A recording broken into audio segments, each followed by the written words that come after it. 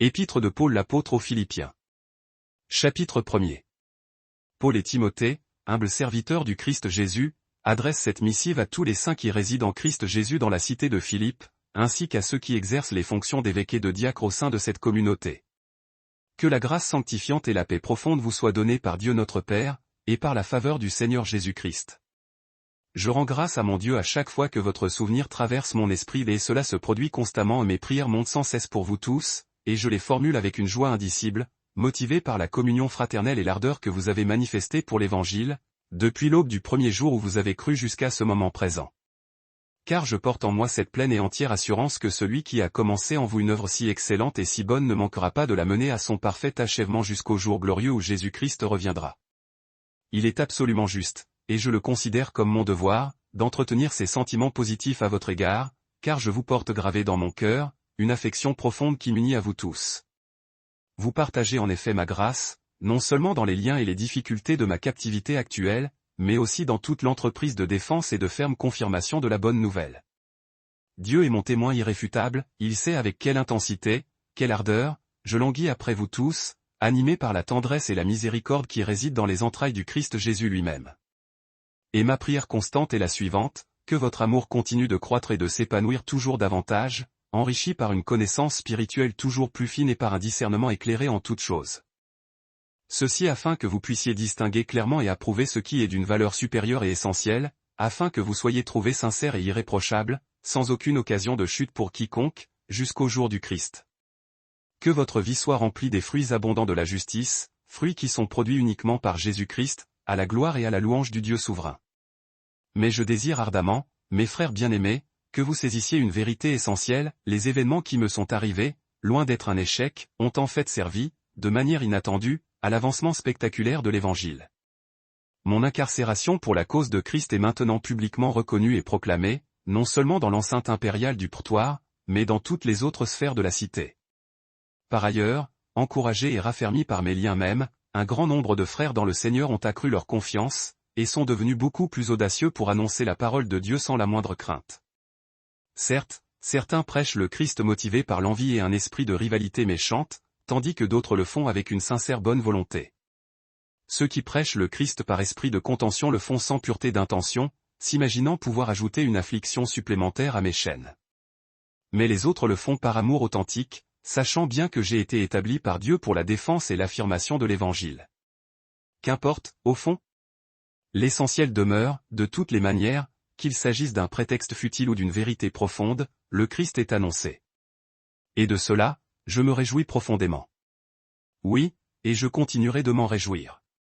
Car je sais, en toute certitude, que cette épreuve même tournera à mon salut final, grâce à l'efficacité de vos prières ferventes et grâce à l'assistance puissante et inépuisable de l'Esprit de Jésus-Christ.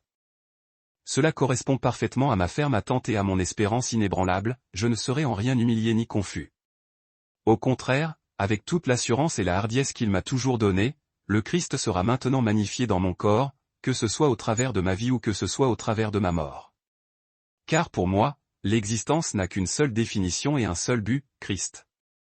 Vivre, c'est manifester le Christ, et si la mort survient, c'est un gain absolu, la porte vers la présence éternelle. Mais si je dois continuer à vivre ici-bas dans cette chair périssable, cela signifie que mon travail porte du fruit. Pourtant, je ne saurais dire ce que je devrais choisir. Car je suis pris dans un dilemme extrêmement étroit entre ces deux possibilités, j'ai le désir ardent de quitter ce monde et d'être immédiatement avec Christ, ce qui est, de loin, infiniment préférable. Néanmoins, le fait de demeurer et de perdurer dans ce corps de chair est d'une nécessité plus grande pour vous. Fort de cette conviction, je sais que je demeurerai en vie et que je continuerai à rester auprès de vous tous pour votre avancement dans la foi et pour la joie qu'elle vous procure. Ainsi, votre motif de fierté et de réjouissance en Jésus-Christ sera encore plus abondant grâce à mon retour auprès de vous. Une seule chose est essentielle, que votre conduite et votre manière de vivre correspondent dignement à l'Évangile de Christ. Ainsi, que je vienne vous voir ou que je sois absent, je pourrai entendre dire à votre sujet que vous tenez bon, inébranlable, unis dans un seul et même esprit, combattant d'une seule âme, ensemble et avec énergie, pour la foi que procure l'Évangile. Ne vous laissez absolument pas terrifier par vos adversaires. Ce courage est pour eux un signe manifeste et évident de leur perdition, mais pour vous, il est un gage de salut, et cela vient de Dieu. Car il vous a été accordé, pour l'amour et au nom du Christ, non seulement de croire en lui, mais aussi de souffrir à cause de lui, menant le même combat spirituel que celui que vous avez vu en moi et que vous savez maintenant être le mien. Chapitre 2. Si donc il y a quelque consolation véritable en Christ, si l'amour vous apporte quelque réconfort et quelque encouragement, s'il existe une communion sincère par l'Esprit, si vous éprouvez de la compassion ou de la miséricorde les uns envers les autres, alors rendez ma joie complète en ayant la même pensée, en cultivant le même amour fraternel, en étant parfaitement unis d'âme et poursuivant le même but essentiel. Que rien parmi vous ne soit accompli par un esprit de rivalité stérile ou par une quête vaine de gloire personnelle. Au contraire, dans une profonde humilité d'esprit, que chacun de vous considère, non par simple courtoisie, mais sincèrement, les autres comme supérieurs à lui-même. Que nul ne se contente de considérer uniquement ses propres intérêts égoïstes, mais que chacun veille également aux intérêts et au bien-être d'autrui. Ayez en vous cet état d'esprit, cette disposition intérieure, qui fut celle du Christ Jésus. Lui, qui existait éternellement sous la forme même de Dieu, n'a pas considéré son égalité essentielle avec Dieu comme un privilège à retenir jalousement, mais il s'est humilié radicalement, se dépouillant volontairement de sa gloire pour prendre la nature d'un esclave, étant fait à la ressemblance des hommes. Et, ayant été reconnu dans son apparence extérieure comme un simple homme, il s'est abaissé lui-même encore davantage, se montrant obéissant jusqu'à subir la mort, et quelle mort, la mort ignominieuse de la croix. C'est pourquoi Dieu, en réponse, l'a souverainement élevé et lui a conféré le nom qui surpasse absolument tout autre nom. Il a fait cela afin qu'au nom de Jésus, chaque genou fléchisse qu'il s'agisse des êtres célestes, des terrestres ou de ceux d'en bas et que chaque langue confesse publiquement que Jésus-Christ est Seigneur, à la gloire suprême de Dieu le Père. Ainsi, mes bien-aimés, vous qui avez toujours manifesté une obéissance exemplaire, non seulement lorsque j'étais physiquement présent parmi vous, mais maintenant, bien plus encore, en mon absence, travaillez avec diligence à réaliser votre propre salut, avec une crainte et un tremblement révérencieux. Car c'est Dieu lui-même qui opère puissamment en vous, suscitant à la fois la volonté d'agir et l'action elle-même, selon son dessein bienveillant. Faites absolument toutes choses sans murmurer ni contester de manière stérile, afin que vous soyez irréprochables et purs, des enfants de Dieu sans défaut, au milieu d'une génération tordue et perverse, et que vous brillez au milieu d'elle comme des luminaires resplendissants dans le monde. Tenez fermement la parole de vie, afin que je puisse m'en glorifier au jour de Christ, ayant la certitude que je n'ai ni couru ni travaillé en vain. De plus, si même je dois être répandu en libation, offert en sacrifice sur le service et l'exercice de votre foi, je m'en réjouis et je me réjouis avec vous tous. Pour la même raison, vous aussi, réjouissez-vous et partagez ma joie. J'ai cependant confiance dans le Seigneur Jésus de vous envoyer Timothée sous peu, afin que moi aussi, je sois réconforté en recevant de bonnes nouvelles de votre situation. Car je n'ai personne d'autre ici qui partage aussi sincèrement mes sentiments, personne qui se souciera aussi naturellement de votre état spirituel. Tous, en effet, cherchent leurs propres intérêts, et non les réalités qui concernent Jésus-Christ. Mais vous connaissez, pour l'avoir vu à l'œuvre, la preuve de sa fidélité, car, tel un fils auprès de son père, il a servi l'Évangile avec moi. J'espère donc vous l'envoyer aussitôt que j'aurai une vision claire de ce qui va m'arriver. J'ai aussi cette ferme confiance dans le Seigneur que je viendrai moi-même vous voir prochainement. J'ai néanmoins jugé nécessaire de vous envoyer Épaphrodite, mon frère, mon compagnon de labeur, mon compagnon d'armes spirituelles, et qui fut votre messager et celui qui a pourvu à mes besoins. Il avait un ardent désir de vous revoir tous et il était très affligé parce que vous aviez appris qu'il avait été gravement malade. En effet, il fut malade, au point d'être à 2 doigts de la mort. Mais Dieu lui a fait miséricorde, et non seulement à lui, mais aussi à moi, afin que je n'aie pas une tristesse supplémentaire sur ma tristesse déjà existante. Je vous l'ai donc renvoyé avec la plus grande diligence, afin qu'en le revoyant, vous soyez remplis de joie, et que ma propre peine s'en trouve allégée. Recevez-le donc dans le Seigneur avec toute la joie possible, et honorez grandement les hommes tels que lui. Car c'est pour l'œuvre de Christ qu'il a frôlé la mort, n'hésitant pas à risquer sa propre vie pour suppléer au service que vous n'aviez pu me rendre. Chapitre 3. Enfin, mes frères, réjouissez-vous dans le Seigneur. Il n'est pas pénible pour moi de vous redire les mêmes choses, et pour vous, cela assure votre sécurité. Prenez garde aux chiens qui circulent, prenez garde aux ouvriers malfaisants, prenez garde à ceux qui exigent la mutilation de la chair, la concision. Car c'est nous qui sommes la vraie circoncision, nous qui adorons Dieu par son Esprit Saint, nous qui mettons toute notre fierté dans le Christ Jésus, et qui ne plaçons aucune confiance dans les performances humaines ni dans la chair. Bien que, moi-même, je pourrais avoir de puissants motifs de me confier en mes propres œuvres. Si quelqu'un d'autre pense pouvoir placer sa confiance en ses réalisations charnelles, je le peux bien davantage. J'ai été circoncis le 8e jour, je suis issu du peuple d'Israël, de la souche noble de la tribu de Benjamin, et hébreu né d'Hébreux. Quant à l'observance de la loi, j'étais un pharisien irréprochable. Quant à mon zèle, j'ai persécuté l'Église de Dieu. Et quant à la justice que l'on obtient par la loi, je me considérais comme étant sans reproche. Mais toutes ces choses que je considérais jadis comme des avantages, des gains majeurs, je les ai désormais estimées comme une perte absolue à cause de la suprématie de Christ. Oui, sans aucun doute, et je continue de considérer toutes choses comme une perte insignifiante, comme des balayures méprisables, en comparaison de la valeur inestimable, de l'excellence transcendante de la connaissance de Jésus-Christ, mon Seigneur. C'est pour lui que j'ai accepté de subir la perte radicale de tout, et je considère ces choses comme de la fange, afin de gagner Christ. Mon objectif est d'être trouvé en lui, non pas possédant ma propre justice, celle qui est tirée de l'application de la loi, mais la justice qui s'obtient par la foi en Christ, la justice qui émane de Dieu et qui est reçue par la seule foi. Mon désir brûlant est de le connaître intimement, d'expérimenter la puissance dynamique de sa résurrection, et d'entrer en communion avec ses souffrances, me rendant conforme à sa mort sur la croix. Je cherche ainsi, si possible, à parvenir moi-même à la résurrection des morts.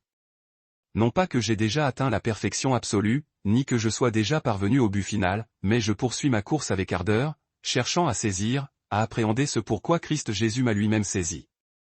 Frères, je ne crois pas avoir déjà saisi le prix. Mais je me concentre sur cette seule chose, oubliant délibérément ce qui est derrière mes échecs passés, mes succès révolus et me tendant de toutes mes forces vers ce qui est devant, je cours résolument vers le but, afin de remporter le prix de la vocation céleste de Dieu en Christ Jésus. Nous tous qui sommes spirituellement mûrs, ayons cette même perspective. Et si sur un point quelconque vous avez une autre manière de penser, Dieu vous révélera aussi cela. Néanmoins, en attendant, selon la règle à laquelle nous sommes déjà parvenus, marchons ensemble sur cette même voie, ayant tous le même objectif en tête. Mes frères, suivez mon exemple, imitez-moi ensemble, et observez attentivement ceux qui vivent selon le modèle que nous vous avons donné. Car beaucoup vivent et je vous l'ai dit souvent, et je vous le redis maintenant, les larmes aux yeux en ennemis avérés de la croix de Christ. Leur fin ultime est la destruction. Leur Dieu est leur ventre, leur seule gloire réside dans ce qui devrait être leur honte, et leurs pensées sont uniquement fixées sur les réalités terrestres. Quant à nous, notre véritable citoyenneté se situe dans les cieux. C'est de là aussi que nous attendons ardemment le Sauveur, le Seigneur Jésus-Christ. Il transformera notre corps d'humiliation actuel pour le rendre conforme à la gloire de son propre corps, grâce au pouvoir merveilleux par lequel il est capable de s'assujettir toutes choses. Chapitre 4. Par conséquent, mes frères bien-aimés, vous pour qui mon affection est si vive, vous êtes ma joie et la couronne qui me récompense, tenez bon dans le Seigneur, mes bien-aimés. J'implore Eudie, et j'implore Syntyche, de trouver un terrain d'entente et d'avoir les mêmes sentiments dans le Seigneur. Et toi aussi, mon fidèle compagnon de joug, mon vrai Syzyge, je t'en prie, viens en aide à ces femmes dévouées qui ont combattu avec moi dans le service de l'Évangile, ainsi qu'à Clément et à mes autres collaborateurs, dont les noms sont inscrits dans le livre de vie. Réjouissez-vous toujours dans le Seigneur. Je le répète, réjouissez-vous. Que votre douceur, votre modération et votre équité, soient connues de tous les hommes. Le Seigneur est proche. Ne vous inquiétez anxieusement de rien. Mais en toutes circonstances, exposez vos requêtes à Dieu par la prière incessante et par la supplication fervente, accompagnée de l'action de grâce. Et alors, la paix ineffable de Dieu, celle qui surpasse toute compréhension et toute intelligence humaine, gardera vos cœurs et vos pensées en les centrant sur Christ Jésus. Enfin, mes frères, que tout ce qui est vrai, tout ce qui est digne d'honneur, tout ce qui est juste et droit, tout ce qui est pur, tout ce qui est aimable, tout ce qui mérite d'être bien dit et qui est de bonne réputation, s'il y a quelque vertu reconnue et s'il y a quelque sujet de louange, que ce soit l'objet constant de vos pensées. Les choses que vous avez apprises, reçues, entendues et vues en moi, mettez-les en pratique assidûment. Et alors, le Dieu de paix sera constamment avec vous. J'ai éprouvé une grande joie dans le Seigneur du fait que votre sollicitude pour moi est finalement refleurie. Certes, vous y pensiez toujours, mais l'occasion favorable vous manquait. Je ne dis pas cela parce que je me trouve dans le besoin. Car j'ai appris, quelle que soit ma condition, à y être pleinement satisfait. Je sais vivre dans l'humiliation la plus profonde, et je sais aussi vivre dans l'abondance. En tout et partout, j'ai été instruit à connaître le secret d'être rassasié ou d'avoir faim, d'être dans l'abondance ou d'être dans la disette. Je peux absolument tout faire et tout supporter par le Christ qui me fortifie intérieurement. Néanmoins, vous avez agi de façon excellente en prenant part à ma détresse. Vous le savez, vous, les Philippiens, qu'au commencement de l'Évangile, lorsque je partis de Macédoine, aucune église, à part vous seul, n'entra en participation avec moi pour ce qui est de donner et de recevoir. Car même à Thessalonique, vous avez envoyé une aide, et même 2 fois, pour subvenir à mes besoins. Ce n'est pas que je désire un don pour moi-même, mais je désire le fruit qui abonde et qui est crédité à votre compte spirituel. J'ai tout reçu, et même au-delà de mes besoins.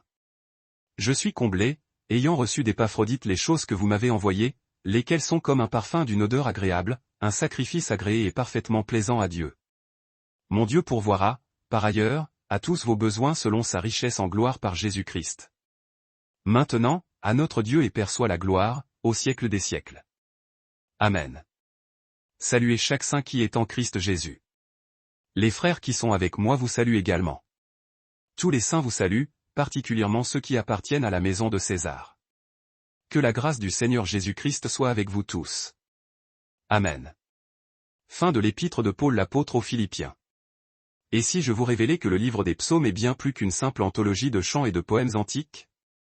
Que se passerait-il si ce recueil, niché au cœur de nos Bibles, détenait en réalité une clé, une porte d'accès direct à l'âme humaine la plus profonde, capturant avec une sincérité désarmante l'éventail complet de l'expérience humaine, des sommets de la louange et du triomphe aux abîmes de la peur, du deuil et même du doute le plus lancinant?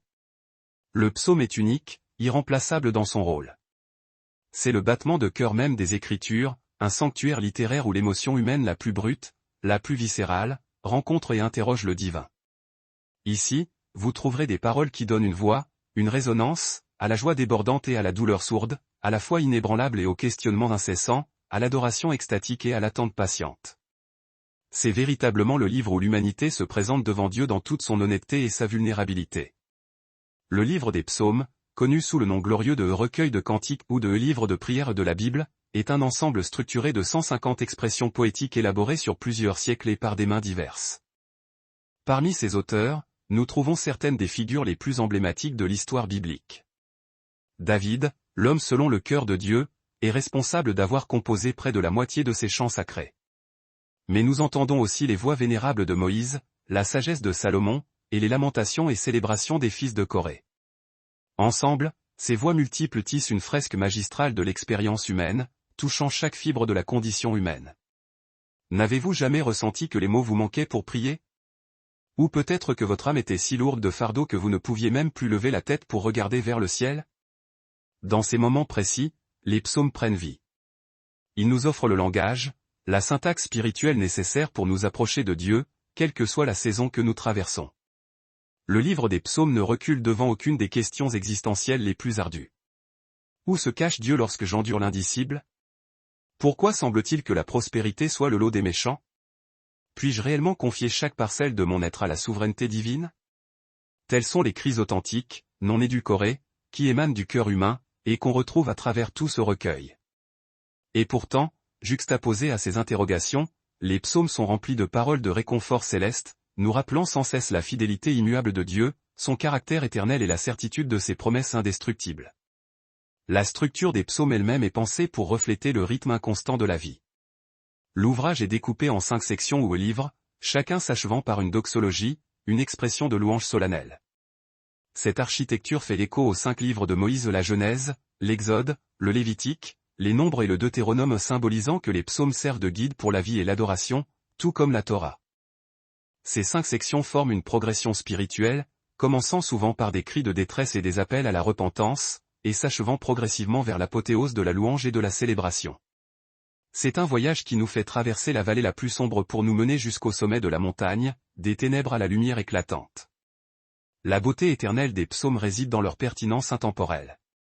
Écrits il y a des milliers d'années, ces mots nous parlent encore directement aujourd'hui avec une force étonnante. En réalité, les psaumes figurent parmi les livres de l'Ancien Testament les plus fréquemment cités dans le Nouveau Testament, ce qui témoigne de leur place centrale dans l'adoration et la foi à travers les générations. Jésus lui-même a cité un psaume sur la croix, criant « Mon Dieu, pourquoi m'as-tu abandonné ?» Psaume 22. C'est un livre qui jette un pont entre la fragilité et la brisure de l'humanité et le cœur compatissant de Dieu.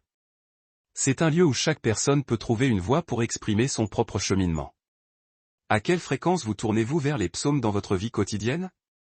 Avez-vous déjà trouvé du réconfort, des orientations ou une force nouvelle dans ces paroles au milieu des moments difficiles? Les psaumes ne sont pas seulement destinés à être lus, ils sont faits pour être priés, chantés et médités. Ils nous invitent à ouvrir grand nos cœurs à Dieu, à apporter absolument tout aux nos joies, nos peines, nos espoirs et nos peurs dans sa présence souveraine. Ici, sur Histoire biblique profonde, nous allons nous immerger dans les messages puissants contenus dans le livre des psaumes, explorant comment chaque chapitre nous rapproche de la compréhension du cœur de Dieu et de sa présence tangible dans chaque saison de notre vie. Alors, si vous êtes prêt à voir les psaumes sous un angle nouveau, à découvrir comment ces paroles anciennes peuvent parler directement à votre réalité d'aujourd'hui, restez avec nous tandis que nous dévoilons les trésors cachés au sein de chaque ligne. Et si ce voyage à travers le livre des psaumes touche votre cœur, n'hésitez pas à le partager avec quelqu'un qui a besoin d'être rappelé de la présence inébranlable de Dieu. Répandons ce message d'espoir et invitons d'autres personnes à découvrir la beauté et le réconfort de ces prières intemporelles. Sur ces mots, embarquons dans cette exploration des psaumes, découvrant ce que signifie adorer, se lamenter, se réjouir et trouver le repos dans l'amour et la fidélité immuable de Dieu. Si le livre des psaumes possède un battement de cœur, une pulsation vitale, celle-ci réside incontestablement dans le thème essentiel de la louange et de l'adoration. Dans ces chants antiques, la louange n'est pas simplement un acte rituel occasionnel, c'est une manière d'être, un mode de vie, une réponse constante au caractère même de Dieu. À travers tout le recueil, nous sommes invités à une existence où l'adoration est tissée dans chaque joie éclatante, dans chaque épreuve, dans chaque interrogation, et dans chaque réponse reçue. C'est dans ces versets que nous apprenons comment élever nos voix, non seulement lorsque la vie est douce et facile, mais aussi et surtout au beau milieu de la douleur, de l'incertitude et de la dureté de l'existence. Le psaume nous enseigne que la véritable adoration jaillit d'un cœur ouvert qui reconnaît Dieu comme la source inépuisable de toutes choses. Dès le premier psaume jusqu'au dernier, la louange est omniprésente. Le livre des psaumes culmine même dans un crescendo incroyable d'exaltation avec le psaume 150 qui proclame « Que tout ce qui respire loue l'Éternel ». Ceci n'est pas une simple suggestion pieuse, c'est un appel universel, une vocation inscrite dans la nature même. Nous sommes rappelés que la louange est, en vérité, la réponse naturelle et attendue de toute la création à son Créateur. Le psalmiste appelle les cieux, la terre, les mers, et même les montagnes et les collines à se joindre à ce cœur d'adoration universelle. Le psaume 95, versets 1 et 2, capture magnifiquement cette invitation solennelle, « Venez, chantons avec allégresse à l'Éternel. Poussons des cris de joie vers le rocher de notre salut.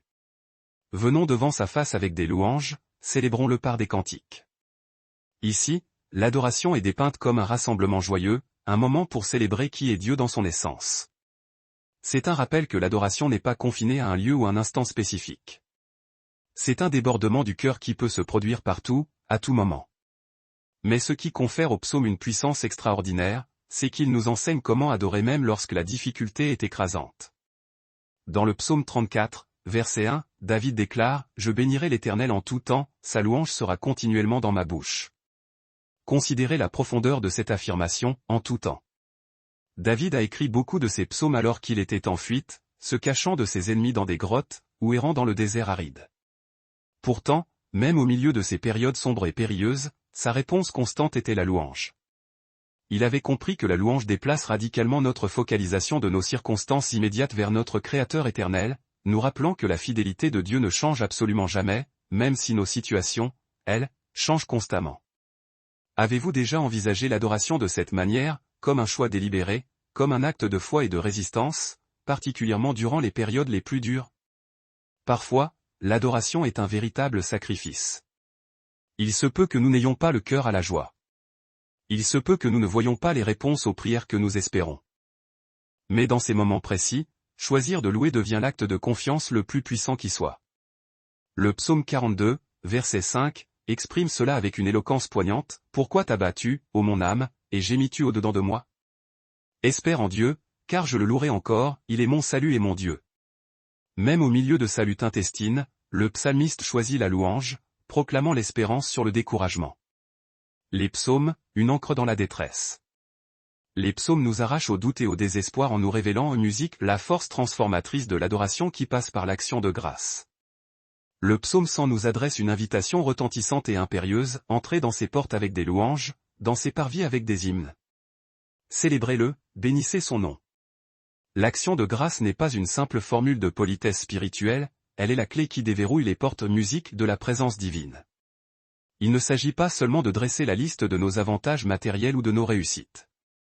Il s'agit plutôt de reconnaître, avec humilité et émerveillement, que la main souveraine de Dieu est active et palpable dans chaque détail et chaque étape de notre existence.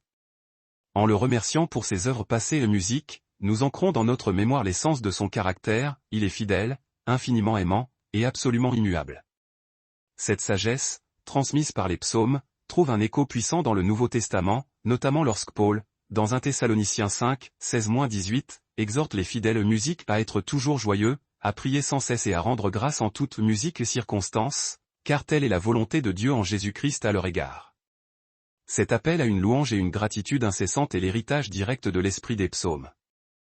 Il établit clairement que l'adoration n'est pas confinée au rituel du dimanche matin, musique elle doit être l'expression quotidienne, vivante et respirante, de notre amour indéfectible pour Dieu.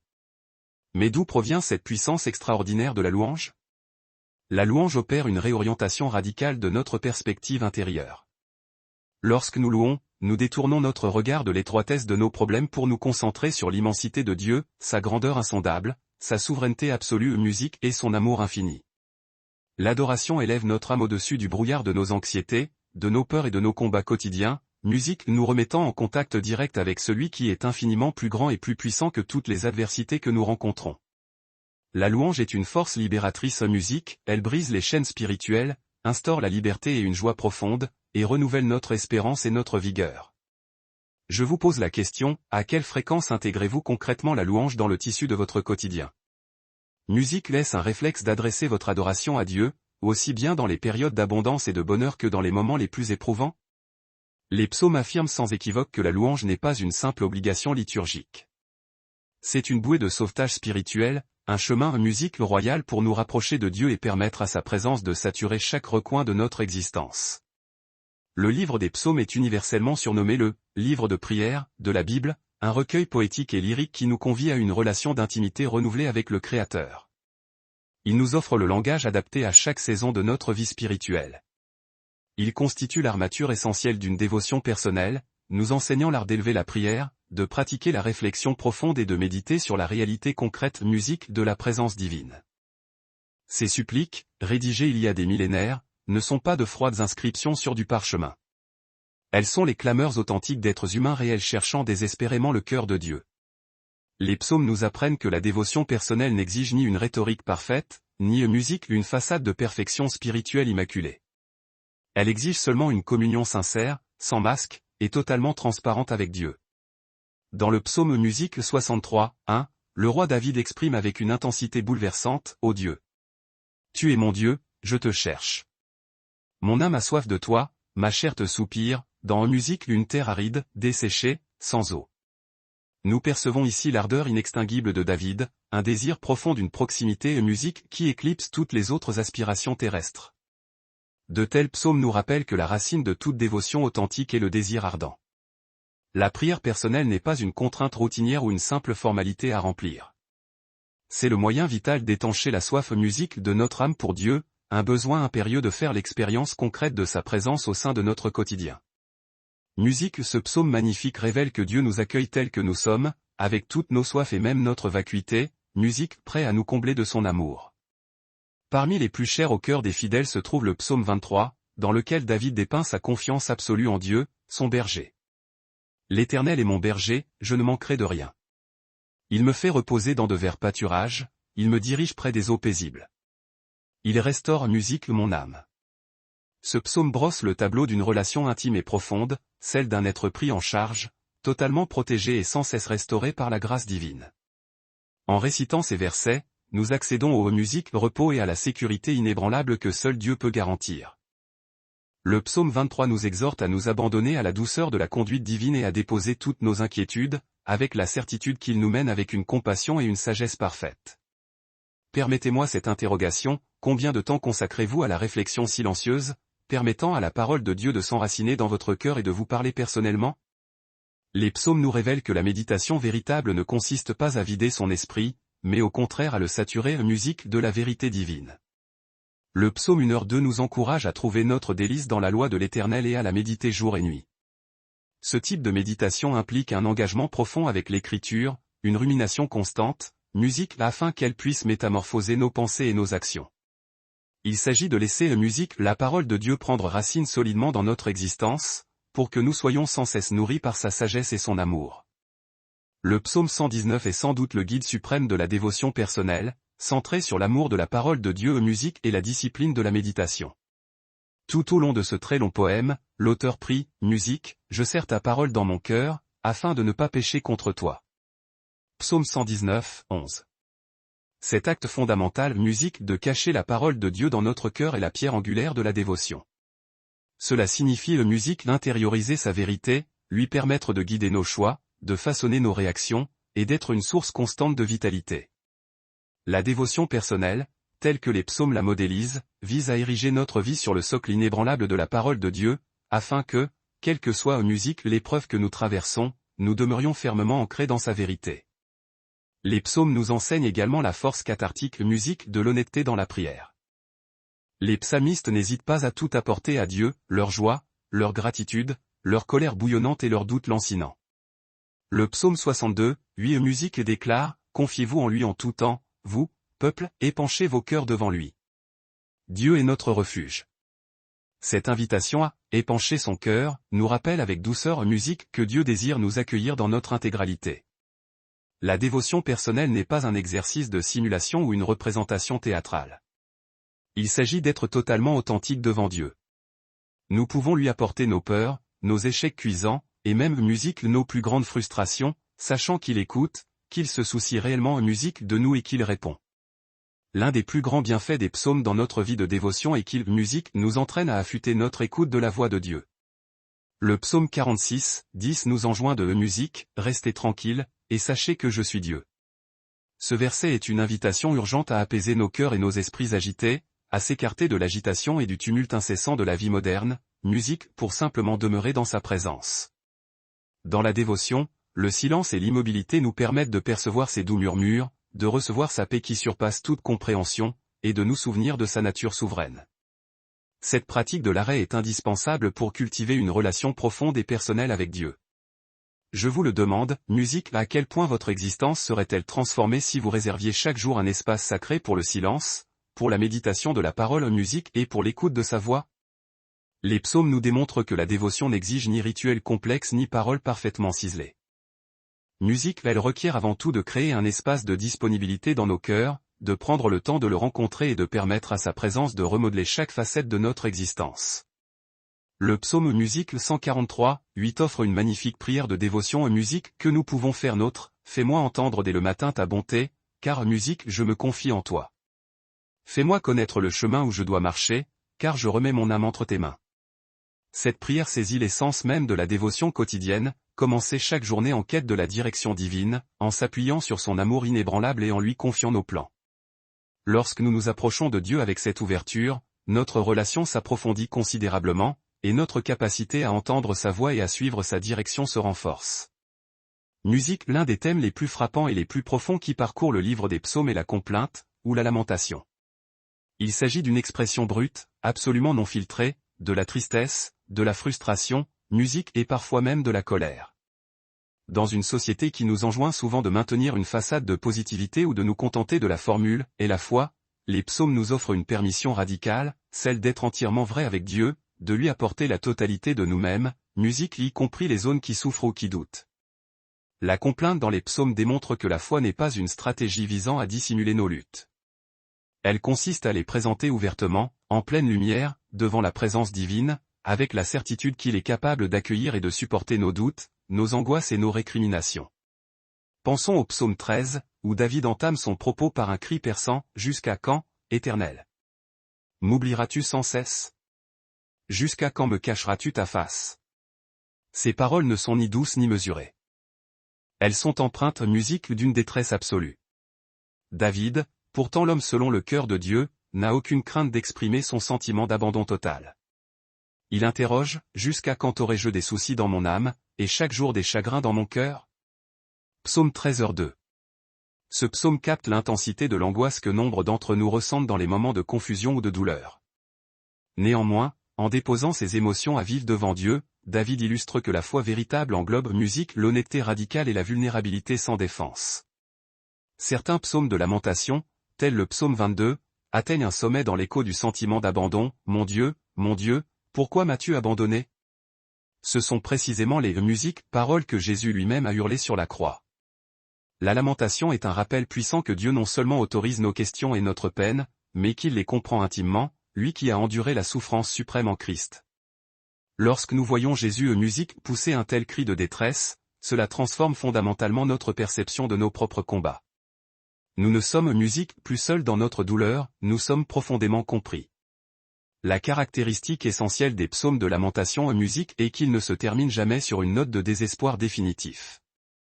Au contraire, ils orchestrent un musique voyage spirituel qui part de la plainte la plus amère pour aboutir à une confiance rétablie.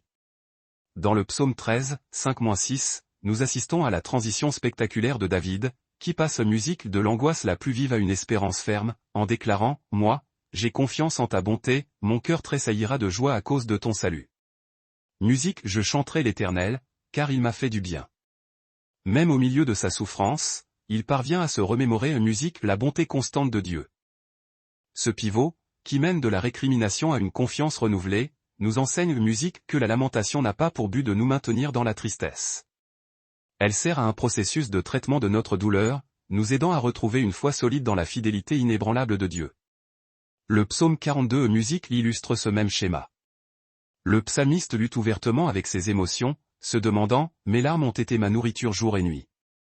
Pourquoi t'as battu, mon âme, et gémis-tu au-dedans de moi ?» Musique, psaume 42, 3 et 5. Pourtant, il s'enjoint à l'espérance, espère en Dieu, car je le louerai encore, il est mon salut et mon Dieu. Par le chemin de la lamentation, le psalmiste découvre une voie qui le mène du désespoir à l'espérance. La douleur de la plainte n'est pas effacée, mais musique transmuée en une confiance robuste. Cela nous révèle que la foi ne consiste pas à ignorer la douleur, elle musique la rachète. Laissez-moi vous demander ceci, vous êtes-vous déjà senti incapable d'exprimer vos plaintes, musique vos doutes tenaces, ou votre colère légitime devant Dieu? Vous a-t-on jamais dit que la foi impliquait de rester musique constamment dans la positivité? Les psaumes nous prouvent exactement le contraire. Ils nous apprennent que Dieu désire notre authenticité la plus nue, il accorde une valeur inestimable à une relation dans laquelle nous pouvons tout lui apporter, musique nos blessures profondes, nos doléances, et nos luttes, sans aucune crainte d'être jugés.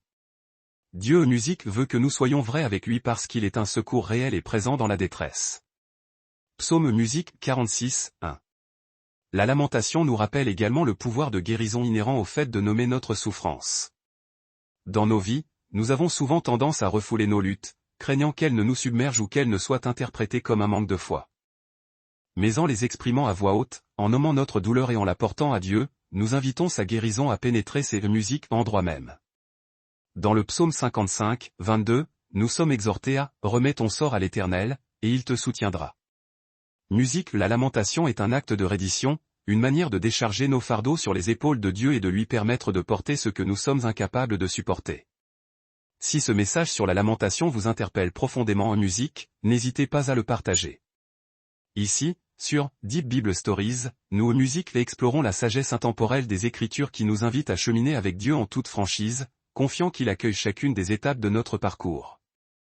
Si vous êtes prêt à approfondir votre engagement, poursuivez votre écoute avec nous dans la musique section suivante, Confiance et espérance, passer de la complainte à la foi, où nous verrons comment les psaumes nous mènent de la tristesse à une assurance renouvelée dans les promesses divines. Le livre des psaumes représente bien davantage qu'un simple florilège de prières et de chants poétiques. C'est une musique source jaillissante d'une espérance profonde et inébranlable. À travers tout l'ouvrage, nous constatons que la fidélité et musique de Dieu est le fondement même de notre assurance, et que son amour constitue l'encre infaillible de nos âmes. Quelles que soient les épreuves, les incertitudes ou l'obscurité que nous pourrions traverser, les psalmistes nous rappellent fermement en musique que notre espérance ultime réside dans le Dieu qui ne faillit jamais, celui qui musique tient invariablement ses promesses, le Sauveur qui ne nous délaissera jamais. L'un des plus magnifiques chants d'espérance et d'assurance est le psaume 46, qui s'ouvre sur une déclaration retentissante de musique l'omniprésence divine, Dieu est pour nous un refuge et un appui, un secours qui ne manque jamais dans la détresse. C'est pourquoi nous ne craindrons point, quand la terre musique sera bouleversée et que les montagnes tomberont au fond de la mer, le psalmiste évoque ici un chaos cosmique et des bouleversements radicaux, et pourtant, il trouve la sérénité et musique dans la présence immuable de Dieu. Ce psaume capital nous enseigne que l'espérance n'est pas l'absence de difficultés, elle est la certitude de la présence de Dieu au cœur de chaque épreuve. Quelle que soit la turbulence de l'existence, musique nous possédons l'assurance ferme que Dieu est tout proche, prêt à déployer sa force et à offrir son abri. Je vous le demande, et si, au beau milieu de musique chaque difficulté, vous pouviez rester inébranlable, sachant que Dieu est votre refuge certain et indéfectible? Les psaumes musique nous pressent d'adhérer à cette vérité fondamentale, de nous souvenir que la puissance divine transcende nos peurs musique, et que lui seul peut offrir la stabilité essentielle lorsque notre environnement semble sombrer dans l'incertitude la plus totale. Le psaume 91 est un autre psaume débordant d'espérance, brossant le tableau saisissant de la protection que Dieu étend sur son peuple. Il s'ouvre musique sur ces paroles d'une inestimable consolation, celui qui demeure sous l'abri du Très-Haut musique repose à l'ombre du Tout-Puissant. Ce psaume poursuit en nous garantissant que Dieu musique nous couvrira de ses plumes et que sous ses ailes, nous trouverons un refuge sûr. C'est une métaphore puissante qui illustre la protection à la fois tendre et robuste que Dieu offre face au danger ou à la peur. Ce psaume musique nous rappelle que l'amour de Dieu est à la fois puissant et infiniment protecteur, nous enveloppant de son soin infaillible. Tu ne craindras ni les terreurs de la nuit, ni la flèche qui vole de jour, psaume 91, 5, une promesse claire que la présence de Dieu musique est un bouclier contre tout mal. L'assurance de la fidélité de Dieu transparaît également en musique dans le psaume 23, qui demeure l'un des plus aimés et réconfortants de toute l'Écriture. David y proclame, musique, l'Éternel est mon berger, je ne manquerai de rien. Ces mots, si simples musique mais si chargés de signification, révèlent une confiance totale que Dieu pourvoira à tous nos besoins vitaux. David musique dépeint un Dieu qui nous conduit dans de verts pâturages, qui restaure notre âme et qui marche à nos côtés même dans les vallées les plus obscures. Musique même dans la vallée de l'ombre de la mort, nous trouvons la paix, car nous ne sommes pas abandonnés. Ce psaume saisit l'essence même de l'espérance, une musique garantit que, peu importe la direction que prend notre vie, Dieu est présent, nous guidant, nous protégeant et nous réconfortant à chaque musique pas. Le psaume 121 est une autre magnifique musique déclaration de confiance et d'espérance dans la protection divine. Le psalmiste s'interroge, je lève mes yeux vers les montagnes. D'où me viendra le secours? Mon secours vient de l'Éternel, qui a fait les cieux et la terre. L'auteur nous dirige ici vers la source unique et véritable de notre espérance. Notre aide ne procède pas des réalités éphémères de ce monde. Elle émane de celui qui a créé l'univers. Le psaume promet ensuite que Dieu ne permettra pas que notre pied chancelle, qu'il veille sur nous jour et nuit, sans jamais dormir ni s'épuiser. C'est à cette qualité d'espérance que nous sommes conviés, la confiance absolue que celui qui nous a créés et qui nous aime musique veille constamment sur nous avec une attention méticuleuse. Vous êtes-vous déjà senti naviguer seul à travers les défis de la vie? Des psaumes comme le psaume 27 nous rappellent avec force que nous n'affrontons pas ces batailles en solitaire. David écrit, « L'Éternel est ma lumière et mon salut, de qui aurais-je peur? L'Éternel est le soutien de ma vie, de qui aurais-je frayeur ?» Ce psaume nous enseigne qu'avec Dieu comme lumière et salut, il n'y a littéralement rien à redouter. Musique, sa présence fait fuir l'obscurité, et sa puissance fait de lui la forteresse inexpugnable qui nous protège.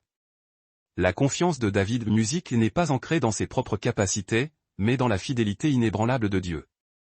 Dans le psaume musique 42, nous rencontrons un psalmiste en pleine lutte intérieure, mais qui s'accroche à l'espérance, s'écriant, « Pourquoi t'as battu, mon âme, et gémis-tu au-dedans de moi? Espère en Dieu, car je le louerai musique encore, lui, mon salut et mon Dieu. » Nous observons ici un aveu sincère musique de tristesse, assorti d'une détermination farouche à placer son espérance en Dieu en dépit des circonstances visibles. Le psalmiste s'impose de faire confiance à Dieu, ancrant son âme dans l'assurance de sa présence et de sa délivrance promise. Ce psaume nous révèle que l'espérance est un acte volontaire, une décision consciente de croire que musique l'amour de Dieu triomphera, même lorsque nous ne voyons pas le chemin. Où déposez-vous musique votre espérance lorsque la vie semble vous submerger? Vous tournez-vous vers des solutions provisoires, ou cherchez-vous la fidélité immuable de Dieu? Les psaumes nous exhortent à bâtir notre espérance sur Dieu seul, car lui seul musique est constante et infaillible. Les psalmistes regardaient vers l'avenir avec une confiance rayonnante, sachant que les promesses de Dieu s'étendent au-delà de cette vie terrestre, nous offrant un avenir de joie éternelle en sa présence. L'action de grâce et la gratitude sont des fils d'or tissés dans l'étoffe du livre des psaumes, peignant l'image d'une vie spirituelle qui déborde de louanges. Dans les psaumes, musique, la gratitude n'est pas uniquement une réponse aux circonstances favorables. C'est une musique, posture fondamentale et délibérée du cœur. Les psalmistes nous enseignent que, indépendamment des épreuves que nous traversons, il musique existe toujours une raison de remercier Dieu. L'action de grâce ravive la mémoire de sa bonté, renouvelle notre foi vacillante et réoriente notre perspective pour discerner sa main agissante dans chaque détail de notre existence. L'un des exemples les plus éclatants de cette gratitude se trouve musique dans le psaume 100, intégralement dédié à la reconnaissance. Il s'ouvre sur musique, un appel vibrant à l'adoration, poussé vers l'Éternel des cris de joie, vous tous, habitants de la terre. Servez l'Éternel avec joie, venez avec allégresse en sa présence. Le psalmiste ne nous invite pas seulement à reconnaître Dieu. Il nous, musique, appelle à pénétrer dans sa présence armée de la joie et de la gratitude.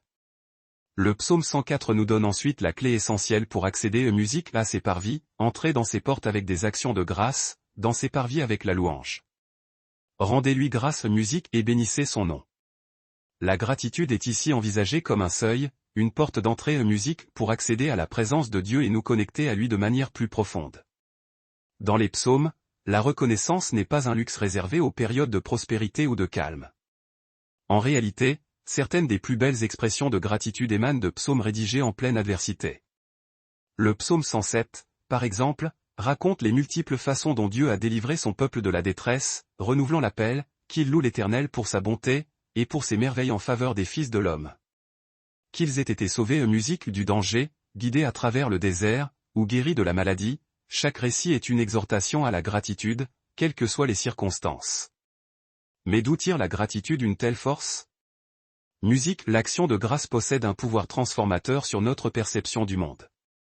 Lorsque nous fixons notre attention sur les bienfaits de Dieu, nous commençons à percevoir sa fidélité et sa bonté dans absolument toutes les situations. Le psaume 103 illustre magnifiquement cet état d'esprit, David débutant par cette auto-exhortation, « Mon âme, bénis l'Éternel. Que tout ce qui est en moi bénisse son saint nom. Mon âme, bénis l'Éternel, et n'oublie aucun de ses bienfaits. » David énumère ensuite les grâces de Dieu, son pardon, sa guérison, sa rédemption et son amour. L'action de grâce, comme musique nous le montre David, n'est pas une émotion fugitive. C'est une décision active de se souvenir et de ne pas oublier les œuvres de Dieu. Réfléchissez, à quelle fréquence prenez-vous le temps de méditer sur les bénédictions que Dieu a semées musique dans votre vie? Avez-vous pris l'habitude de le remercier même pour les petites choses, comme le souffle dans vos poumons ou la beauté d'un nouveau jour? Les psaumes nous enseignent que la gratitude est une véritable discipline spirituelle, musique une méthode pour maintenir nos cœurs alignés sur la bonté divine. Dans le psaume 136, musique nous trouvons ce refrain incantatoire, car sa miséricorde dure à toujours. Ce psaume dresse une liste des multiples actes de fidélité de Dieu, chacun étant suivi par cette ligne simple et pourtant si profonde. C'est un rappel constant que l'amour et la miséricorde de Dieu sont tissés dans chaque instant de notre vie, méritant en musique une reconnaissance ininterrompue. La gratitude est également un puissant facteur de renforcement de notre foi dans les périodes difficiles. Se souvenir de ce que musique Dieu a accompli par le passé nous donne l'assurance nécessaire pour lui faire confiance dans le présent. Le psaume 118, musique déclare « Louez l'Éternel, car il est bon, car sa miséricorde dure à toujours. » Ce refrain n'est pas seulement tourné vers le passé. Musique retour. C'est une déclaration de la nature immuable de Dieu, un rappel puissant que sa bonté ne vacille jamais, même lorsque nos circonstances musique sont bouleversées. Les psaumes nous révèlent ainsi que la gratitude est bien plus qu'un simple exercice personnel, elle est fondamentalement communautaire. De nombreux psaumes de reconnaissance sont rédigés comme des invitations adressées à l'assemblée, exhortant la communauté à musique louer Dieu de concert. Le psaume 95, versets 2 et 3, proclame « Venons devant lui avec des actions de grâce, célébrons-le par des chants et des instruments de musique. Car l'Éternel est un grand Dieu, il est un grand roi au-dessus de musique tous les dieux. » La reconnaissance nous rassemble, elle tisse des liens de fraternité en nous unissant dans la célébration de la bonté divine. Il y a une force inouïe dans cette gratitude collective. Musique, c'est un moyen essentiel de s'encourager mutuellement, de fortifier la foi de chacun et de témoigner de l'œuvre musique de Dieu dans nos existences. Laissez-moi vous interroger, votre vie serait-elle transformée si vous faisiez de la gratitude une pratique quotidienne ancrée?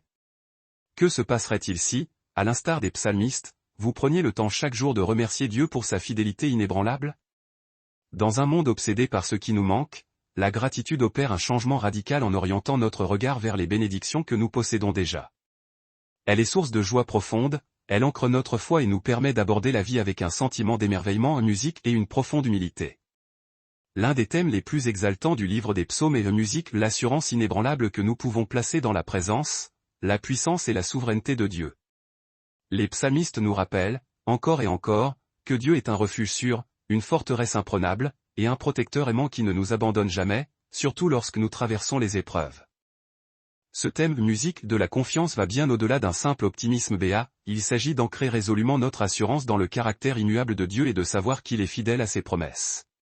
Le psaume 27, verset 1, s'ouvre musique sur l'une des déclarations de confiance les plus audacieuses de toute l'Écriture, « L'Éternel est ma lumière et mon musique salut, de qui aurais-je peur ?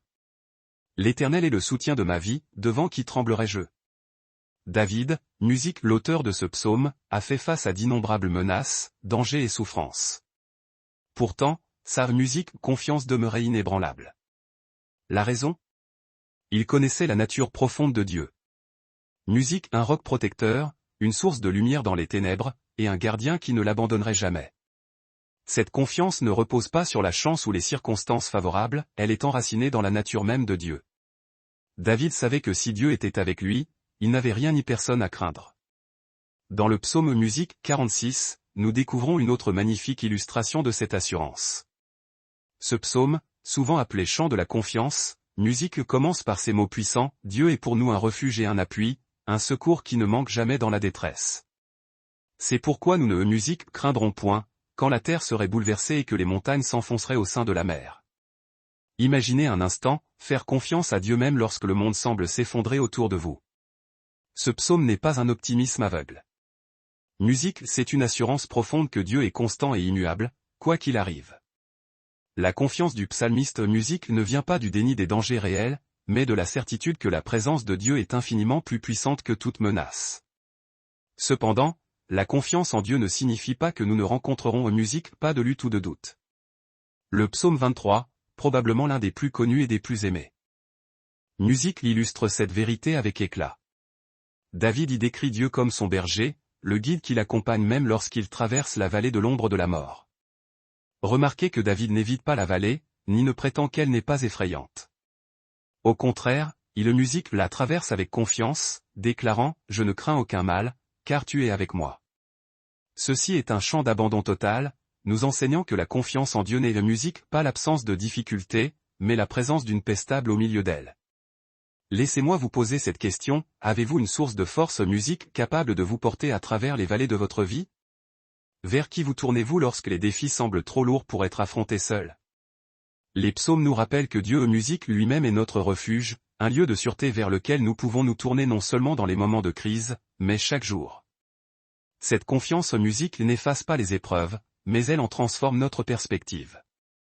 Elle nous rappelle musique que nous ne sommes pas seuls, que la force de Dieu se manifeste parfaitement dans notre faiblesse, et que nous pouvons rester fermes parce qu'il nous tient en toute sécurité. Le psaume 91 offre une autre remarquable représentation en musique de la confiance dans la protection divine. Le psalmiste écrit, « Celui qui demeure à l'abri du Très-Haut repose en musique à l'ombre du Tout-Puissant. Je dis à l'Éternel, mon refuge et ma forteresse, musique mon Dieu, en qui je me confie. » Ici, le psalmiste nous apprend que la confiance en Dieu découle du fait de demeurer dans sa présence, musique de rester proche de lui, de chercher refuge sous ses ailes et de permettre à sa paix de nous envelopper. Il ne s'agit pas d'un sentiment fugace, musique mais d'un mode de vie fondé sur la confiance, un repos continuel dans l'amour et la force de Dieu. La confiance en Dieu musique nous enseigne également à vivre avec courage. Le psaume 112, cette musique affirme, il ne craint point les mauvaises nouvelles, son cœur est ferme, musique confiant en l'Éternel. Imaginez vivre sans la peur des mauvaises nouvelles, sachant que, quelles que soient les épreuves de la vie, la bonté de Dieu est toujours supérieure. C'est le genre de foi audacieuse qu'inspirent les psaumes. Une confiance qui nous donne le courage d'affronter l'inconnu avec espoir, sachant que notre avenir est entre les mains musique de Dieu. Mais cette assurance n'est pas uniquement pour notre bénéfice. Elle est un témoignage vivant pour les autres. Lorsque nous vivons en musique avec foi, faisant confiance à Dieu dans toutes les circonstances, notre assurance devient une lumière que d'autres peuvent observer. Musique. Le psaume 40 en témoigne, disant, « Il a mis dans ma bouche un cantique nouveau, une louange à notre Dieu, beaucoup l'ont vu et ont eu de la crainte, et ils se sont confiés en l'Éternel. » Notre confiance en Dieu. Musique peut inspirer d'autres personnes, leur montrant qu'il existe une source de force et d'espérance au-delà de ce que le monde peut offrir. Alors, permettez-moi de vous demander, êtes-vous prêt à placer votre confiance en Dieu? À lui faire confiance comme votre refuge et votre force. Musique, quoi qu'il arrive? À quoi ressemblerait votre vie si vous marchiez avec l'assurance que la présence musique de Dieu est votre bouclier et sa promesse votre ancre? Les psaumes nous enseignent que la confiance en Dieu est à la fois un don et un choix. C'est une décision quotidienne de tout lui confier, sachant qu'il est fidèle. L'un des thèmes les plus marquants du livre des psaumes est l'appel répété et sincère à l'aide de Dieu. Les psalmistes ne retiennent rien dans leurs requêtes. Musique. Ils crient à Dieu du plus profond de leur détresse, croyant fermement qu'il entend, qu'il se soucie et musique qu'il répondra. Ces prières de supplication nous rappellent que se tourner vers Dieu n'est pas un dernier recours, mais notre première ligne de défense, notre réponse la plus puissante face aux épreuves. Dans les psaumes, implorer l'aide de Dieu est un acte de foi audacieux, enraciné dans la certitude qu'il musique est un refuge certain, un sauveur et un libérateur. Dans le psaume 18h6, David musique s'écrie, « Dans ma détresse, j'ai invoqué l'Éternel, j'ai crié à mon Dieu, de son temple, il a entendu ma voix, et mon cri est parvenu devant lui, à ses oreilles. » La supplique de David n'est pas un murmure d'espoir, c'est un cri montant des profondeurs musique de la détresse, un appel urgent et honnête à l'intervention divine. Et qu'est-ce que Dieu fait? Il entend. Musique. Il répond. La prière de David nous enseigne que nous n'avons pas besoin d'être au meilleur de notre forme musique pour nous approcher de Dieu. Nous pouvons venir à lui dans notre désarroi, notre douleur, dans musique nos besoins les plus pressants, confiant qu'il est attentif et prêt à aider. L'un des musiques psaumes de supplication les plus puissants est le psaume 121, où le psalmiste déclare, « Je lève mes yeux vers les montagnes. D'où me viendra le secours? Le secours me vient de l'Éternel, qui a fait les cieux et la terre. » Ici, le psalmiste reconnaît la véritable source de l'aide, non pas la force humaine ou les solutions terrestres, mais le Créateur lui-même. En regardant vers Dieu, le psalmiste trouve l'assurance qu'il n'est pas seul dans ses problèmes. Il est gardé par celui qui a tout créé. Ce psaume nous rappelle que lorsque nous implorons l'aide de Dieu, nous n'espérons pas une petite intervention, nous faisons appel à la puissance illimitée du Tout-Puissant. Vous êtes-vous déjà retrouvé dans un lieu de désespoir, levant les yeux au ciel et demandant, « Mon Dieu, où es-tu » Les psaumes de supplication nous rappellent que l'aide de Dieu musique n'est ni lointaine, ni retardée. Il est proche, toujours prêt à venir à notre secours. Le psaume 46, déclare, « Musique Dieu est pour nous un refuge et un appui, un secours qui ne manque jamais dans la détresse. » Ce n'est pas seulement une pensée réconfortante, c'est une promesse solennelle. Dieu est omniprésent, ici et maintenant. Lorsque nous implorons son aide, nous faisons appel à sa présence immédiate, à sa force musique illimitée et à son engagement inébranlable envers son peuple. Le psaume 34, 17 renforce cette promesse, musique disant, « Quand les justes crient, l'Éternel entend, et il les délivre de toute leur détresse. » Les psalmistes faisaient confiance au pouvoir de Dieu de délivrer, sachant qu'il musique était capable d'intervenir de manière réelle et tangible. Mais cette relation va au-delà de la simple recherche de solutions. Musique dans les psaumes, implorer l'aide de Dieu, c'est aussi chercher son réconfort, sa musique, paix et son assurance. C'est trouver le repos dans sa présence, même lorsque les réponses tardent à venir. L'un des exemples les plus intenses de supplication en musique se trouve dans le psaume 130, un psaume qui commence par un cri jaillissant des profondeurs, du fond de l'abîme, « Je t'invoque, Éternel. » Musique Seigneur, écoute ma voix.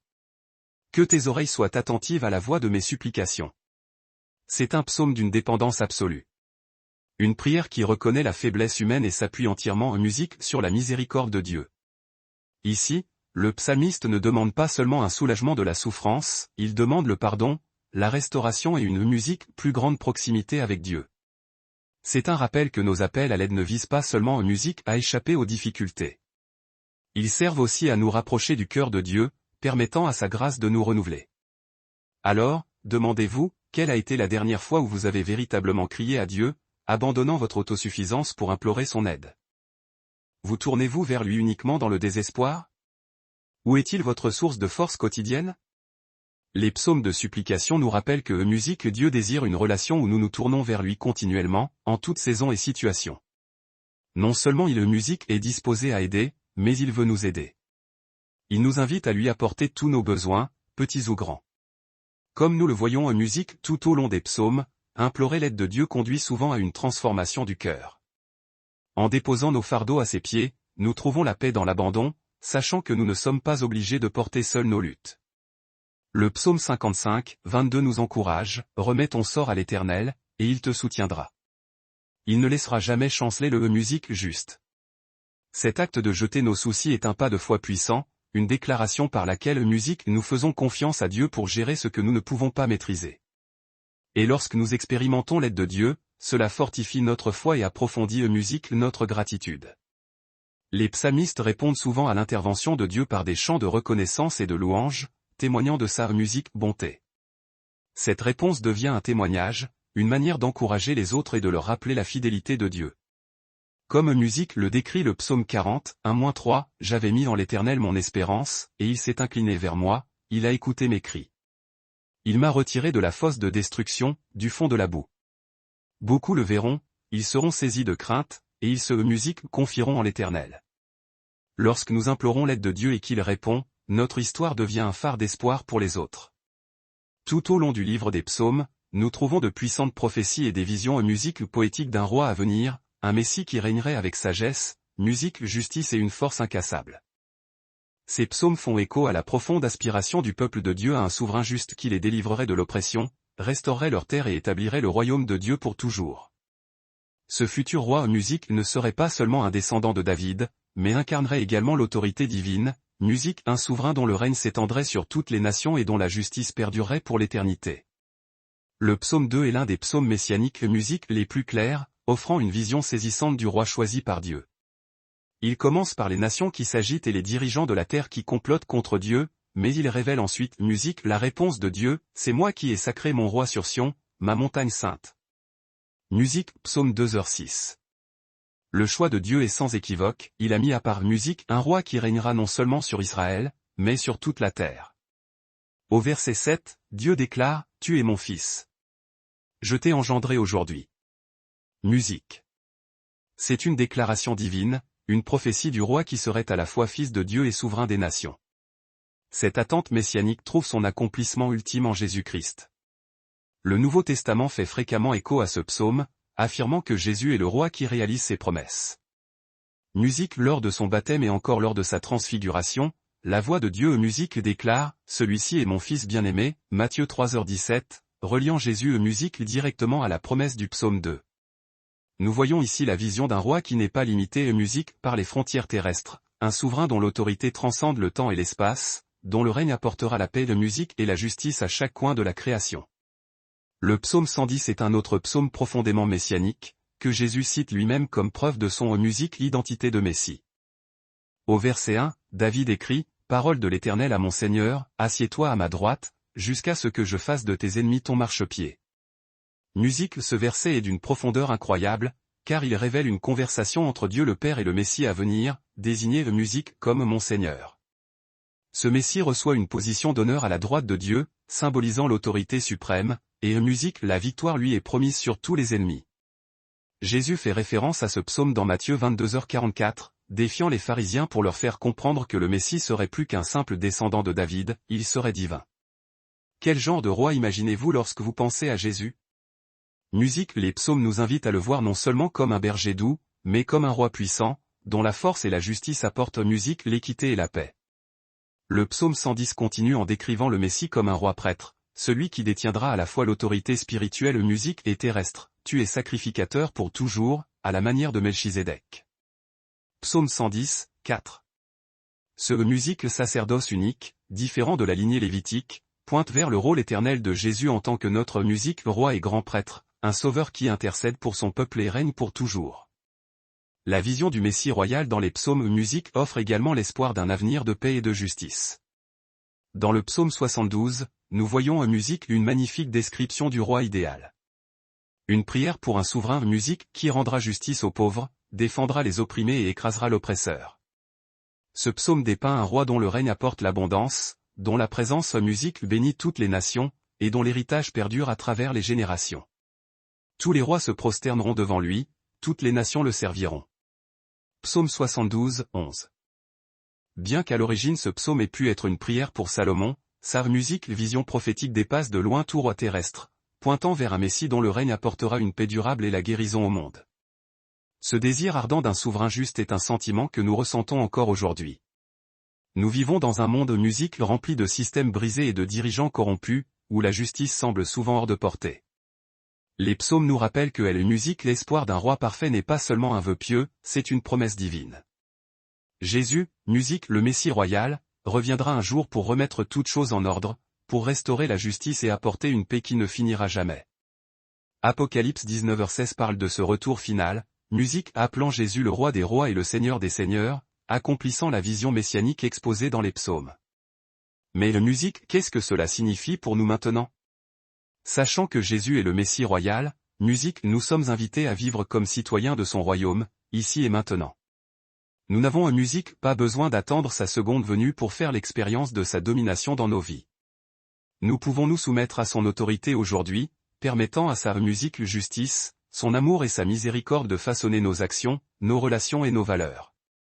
Les psaumes nous encouragent à voir Jésus non seulement comme notre Sauveur, mais comme notre Roi, quelqu'un que nous honorons, auquel nous obéissons et à qui nous faisons confiance avec chaque aspect de nos vies. Êtes-vous prêt à accepter Jésus comme votre Roi, musique à vivre d'une manière qui reflète les valeurs de son royaume, la justice, la miséricorde et l'amour? Musique le Messie royal n'est pas une figure lointaine, il est une réalité présente, nous invitant à le suivre, à faire partie de son œuvre rédemptrice dans le monde. Musique dans le livre des psaumes, la sagesse n'est pas seulement la connaissance ou la perspicacité intellectuelle, c'est une instruction spirituelle pratique pour une vie vécue en alignement avec Dieu. Les psalmistes musique comprenaient que la véritable sagesse commence par la connaissance et la révérence de Dieu, la reconnaissance de sa souveraineté et le désir ardent de suivre ses voies. À travers les psaumes, nous apprenons que la sagesse divine touche chaque partie de l'existence. Musique la façon dont nous traitons les autres, dont nous gérons les épreuves, dont nous maîtrisons nos paroles musique et dont nous cherchons à vivre avec intégrité. Le psaume 1 ouvre le livre avec une image musique puissante de ce que signifie mener une vie pieuse, heureux l'homme qui ne marche pas selon le conseil musique des méchants, qui ne s'arrête pas sur la voie des pécheurs, et qui ne s'assied pas en compagnie des moqueurs, mais qui trouve son plaisir dans la loi de l'Éternel, et qui la médite jour et nuit. Ce musique psaume nous introduit à une vérité fondamentale, ceux qui alignent leur vie sur la parole de Dieu seront bénis. En se délectant de musique sa loi, ils deviennent semblables à un arbre planté près des cours d'eau, portant du fruit et prospérant même au milieu des saisons difficiles. Musique cette image nous rappelle que la sagesse divine ne consiste pas seulement à faire le bien. Musique elle consiste à devenir enraciné et inébranlable, ancré dans les vérités vivifiantes de l'Écriture. Le psaume 119, le chapitre le plus long de la Bible, est entièrement en musique consacré à l'amour de la loi de Dieu et à la sagesse qu'elle apporte. Tout au long de ce psaume, l'auteur exprime une profonde gratitude pour les commandements en musique et les décrets de Dieu. Ta parole est une lampe à mes pieds, et une lumière sur mon sentier. Psaume 119, 105. Ici, la sagesse est dépeinte comme une lumière directrice, illuminant le chemin à suivre, nous aidant à éviter les pièges et nous conduisant dans la justice. Dans un monde plein de voies concurrentes et de distractions, le psaume 119 nous rappelle que la parole de Dieu est notre source ultime de guidance. C'est une carte pour naviguer dans les défis de la vie, une norme par laquelle nous discernons le bien du musique le mal. Mais que signifie vivre une vie pieuse au sens pratique et quotidien? Dans le psaume 15, David décrit le caractère de la personne qui vit en présence de Dieu, celui qui marche dans l'intégrité, musique qui pratique la justice et qui dit la vérité de son cœur, il ne calomnie point. Il respecte sa promesse même à son préjudice. Ce psaume nous met au défi de vivre musique avec intégrité, d'être honnête, de tenir nos promesses et d'agir avec équité. Ces instructions peuvent sembler simples, mais elles nous appellent à un niveau d'exigence élevé. Vivre une vie pieuse signifie que nos paroles et nos actions sont alignées, que nous sommes cohérents dans notre caractère, musique et que nous valorisons la vérité et la justice, même lorsque cela est coûteux.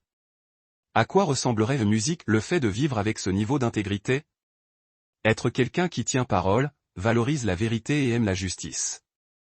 Les psaumes nous rappellent que vivre une vie pieuse est plus qu'une simple observance religieuse, c'est un mode de vie d'authenticité et de fidélité aux musiques valeurs de Dieu. La vraie sagesse ne se mesure pas à ce que nous savons, mais à la façon dont nous vivons. Dans le psaume 37, 3-5, nous recevons une sagesse pratique pour trouver la paix et le contentement en Dieu, confie-toi en l'Éternel, et pratique le bien, musique demeure dans le pays, et aie la fidélité pour pâture. Vers pâturage. Poursuivant cette sagesse, nous nous arrêtons sur la promesse du psaume 37, 4-5, « Fais de l'Éternel tes délices, et il te donnera ce que ton cœur désire. » Recommande ton sort à l'Éternel, mets en lui ta confiance, et il agira. Ce passage fondamental nous révèle que la vie sage n'est pas une quête effrénée de maîtrise, mais un acte profond d'abandon à la providence divine. Au lieu de nous épuiser à vouloir forcer les événements, de nous obséder par des résultats que nous ne pouvons garantir, nous sommes doucement invités à remettre nos chemins entre les mains de Dieu. C'est lui, le grand architecte, qui façonnera notre parcours, non selon nos exigences hâtives, mais selon sa méthode parfaite et, surtout, selon son calendrier souverain et sa volonté. Le psaume 19, quant à lui, enrichit notre compréhension de la sagesse. Il célèbre les lois de Dieu comme étant parfaites, capables de restaurer l'âme, dignes de confiance, et rendant sages les simples, psaume 19:7. Ce n'est pas un catalogue de contraintes pesantes que Dieu nous offre, mais une source jaillissante de vie et de régénération. Ces commandements divins constituent des balises protectrices, des principes lumineux qui affûtent notre discernement et des vérités qui opèrent une véritable métamorphose dans notre intelligence. Dans ce monde assailli par un flux incessant d'opinions fluctuantes et de dogmes contradictoires, les psaumes nous exhortent à nous ancrer dans la stabilité immuable de la parole de Dieu.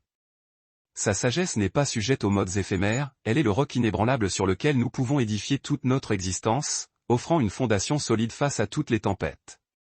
Une vie véritablement pieuse requiert également l'humilité et l'aptitude à être enseigné. Le psaume 25, 9 l'affirme, « Il conduit les humbles dans la justice, il leur enseigne sa voie. » La sagesse n'est jamais la propriété des arrogants, elle exige un cœur malléable, une soif d'écouter, d'apprendre et de progresser constamment. L'humilité est palpable dans les supplications de David, où il implore sans cesse Dieu d'examiner ses profondeurs, de lui accorder le pardon et de le diriger sur le chemin droit. Le psaume 139, 23-24 est peut-être l'expression la plus poignante de cette transparence radicale, « Sonde-moi, ô Dieu, et connais mon cœur. Éprouve-moi, et connais mes pensées agitées. Regarde si je suis sur une mauvaise voie, et conduis-moi sur la voie de l'éternité. » Cette volonté de David d'être corrigé, d'être mis à nu devant son Créateur, est l'archétype de la sagesse divine. Il ne cherche pas seulement à connaître les voies de Dieu, mais à être façonné intimement par elles, s'offrant totalement à leur transformation. Tandis que nous approchons du terme de notre exploration du livre des psaumes, nous restons saisis par la profondeur, la beauté inouïe et la puissance qui résident dans ces chants et ces prières antiques. Les psaumes nous ont menés à travers toute la palette des émotions humaines, de l'éclat de la joie au poids du chagrin, de la gratitude fervente à la colère, de la peur terrassante à l'espérance inébranlable, et à l'amour. Nous avons découvert que chaque sentiment, chaque interrogation et chaque aspiration du cœur trouve son écho légitime et réconfortant dans ces pages sacrées. Les psaumes nous rappellent que Dieu n'est ni distant ni inaccessible. Il vient à notre rencontre là où nous nous tenons, accueillant nos luttes les plus âpres, nos louanges les plus sonores et nos désirs les plus secrets. Ils nous ont révélé un Dieu à la fois redoutablement puissant et infiniment proche, un Créateur qui appelle les galaxies à l'existence par sa parole et qui, pourtant, se soucie du moindre détail de notre vie personnelle. Nous avons reconnu en Dieu notre refuge imprenable, notre berger attentif, notre lumière éclatante et notre unique salut. En méditant sur ces paroles immémoriales, nous avons été invités à embrasser sa sagesse, à forger une vie enracinée dans la confiance absolue, l'humilité sincère et l'émerveillement face à sa souveraineté. Des proclamations majestueuses de sa puissance aux tendres assurances de son amour, les psaumes appellent chaque âme à une vie d'adoration constante, de reconnaissance profonde et de dépendance totale envers notre Créateur. Alors, que devons-nous faire de ce trésor de révélation? Comment permettre aux psaumes d'influer concrètement sur notre quotidien, dès aujourd'hui et pour toujours? Il nous rappelle que nous sommes appelés à vivre chaque jour en communion intime avec Dieu, à lui déverser nos cœurs avec une honnêteté sans filtre, et à laisser sa parole être notre boussole inébranlable. Il nous enseigne à le rechercher non seulement dans nos triomphes éclatants, mais aussi au milieu de nos plus grandes épreuves, à nous approcher de lui non seulement dans l'allégresse, mais aussi dans nos deuils les plus profonds. Les psaumes nous donnent la permission divine de tout apporter devant Dieu, de célébrer sans retenue, de questionner avec audace, de pleurer sans honte, et de maintenir l'espérance contre toute attente. Et en agissant ainsi, en nous rendant vulnérables, nous nous rapprochons de lui, trouvant la paix et la vigueur dans sa présence qui ne change jamais. Tandis que vous avancez dans votre cheminement, demandez-vous sincèrement, quelle section des psaumes résonne le plus fortement avec ma vie en cet instant? Est-ce l'appel vibrant à la louange et à l'adoration? Est-ce le réconfort inestimable de savoir Dieu comme votre refuge absolu, le havre de paix au milieu de la tempête? Ou peut-être l'invitation à se reposer dans sa souveraineté et sa puissance inébranlable? Où que vous soyez spirituellement, laissez les mots des psaumes continuer à faire écho dans votre cœur, vous ramenant sans cesse à la vérité, à la sagesse et à l'amour infini de Dieu. Et si cette sagesse vous a inspiré, ne la gardez pas pour vous. Envisagez de la partager généreusement. Partagez-la avec vos amis, votre famille, et tous ceux qui pourraient être en quête d'espoir, de consolation ou d'une direction claire dans leur existence. Car en partageant ces vérités intemporelles, vous aidez d'autres personnes à découvrir l'incroyable richesse de la parole de Dieu, une sagesse qui a le pouvoir de transformer des vies, d'apporter le calme au cœur troublé et de faire jaillir la lumière dans les recoins les plus sombres de l'âme. Ici, chez Deep Bible Stories, nous sommes engagés à vous aider à dénicher les messages profonds qui sont tissés dans les Écritures saintes. Le voyage n'est pas terminé. Il reste tant à explorer, à comprendre et à mettre en pratique dans la lumière de Dieu. Les psaumes ont ouvert nos cœurs à la voix de Dieu, et ensemble, nous continuerons de plonger dans sa parole, révélant des vérités qui approfondissent notre compréhension et nous attirent toujours plus près de lui. Merci de nous avoir accompagnés dans cette odyssée à travers les psaumes. Si ces messages ont trouvé un écho en vous, n'oubliez pas de vous abonner, de partager et de consulter la description pour trouver d'autres contenus qui explorent en profondeur la sagesse cachée de la Bible. C'est un honneur de parcourir ce chemin avec vous, cherchant à saisir la richesse de l'Écriture, un verset, un chapitre, une histoire à la fois. Et rappelez-vous toujours, l'acte de foi le plus puissant consiste parfois simplement à élever notre voix, à ouvrir entièrement notre cœur, et à laisser les paroles vivantes de Dieu façonner le tissu même de notre vie. Soyez bénis.